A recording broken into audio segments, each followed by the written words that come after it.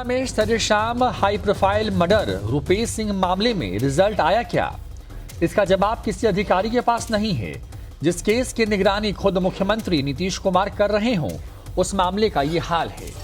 एक पखवाड़ा बीत गए, लेकिन पुलिस के हाथ अब तक खाली हैं। अब तो मुख्यमंत्री भी शायद इस मामले को भूल गए हैं, लिहाजा पुलिस वाले भी अब ढीले पड़ गए हैं। इस तरह समय बीतने के साथ ही रुपेश हत्याकांड केस के खुलासे की संभावना भी खत्म होती जा रही है।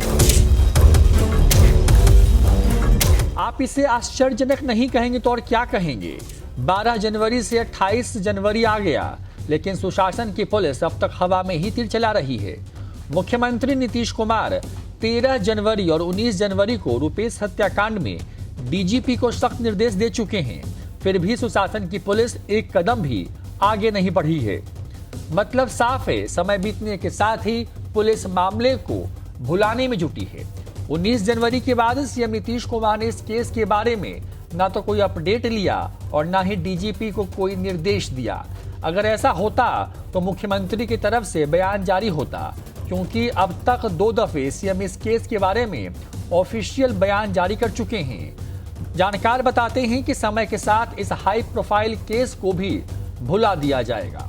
12 जनवरी की घटना के बाद नीतीश कुमार ने 13 जनवरी को संज्ञान लिया था और खुद डीजीपी से बात की थी। उन्होंने इंडिगो के स्टेशन मैनेजर रुपेश सिंह की हत्या से संबंधित अद्यतन जानकारी ली थी।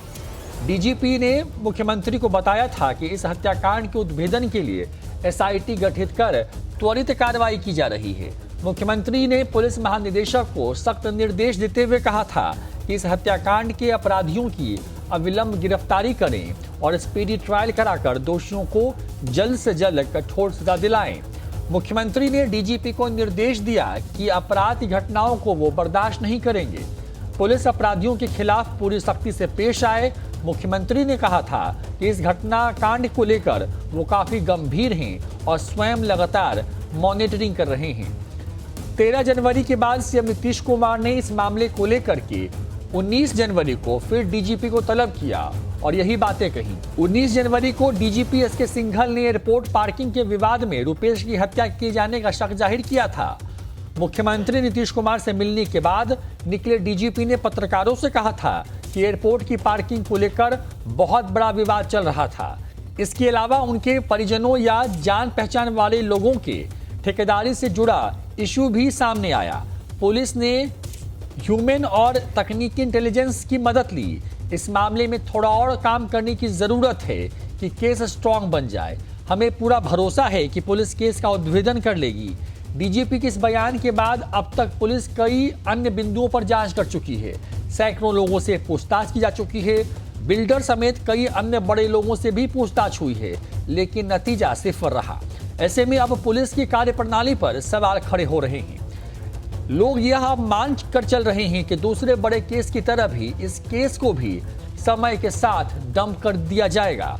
बता दें कि 12 जनवरी को पटना एयरपोर्ट के इंडिगो मैनेजर रुपेश की राजधानी के पुनाईचक में शाम के करीब 7:15 बजे गोलियों से छल्ली कर हत्या कर दी गई। हाई प्रोफाइल मर्डर के बाद बिहार में सुशासन राज पर सवाल खड़े हो रहे हैं। इन तमाम चीजों के बाद एक पखवाड़ा गुजर गया, लेकिन पुलिस के हाथ खाली हैं। न्यूज 4 नेशन के लिए विवेकानंद की रिपोर्ट। जब से मैंने ये पद संभाला है, मैं एक एक केस के लिए आंसरेबल हूँ, एक एक घटना के लिए आंसरेबल हूँ और मैं एक एक घटना का हिसाब आपको दूंगा। मैंने जो अभी अपनी बात कही आपको, और जो हमारी पूरी पुलिस की फोर्स जो है बिल्कुल एक सशक्त टीम के तौर पे काम कर रही है, उसमें कहीं कोई दिक्कत नहीं है। हमारे क्राइम के सब हेड में कमी आई है, कोई बढ़ोतरी नहीं।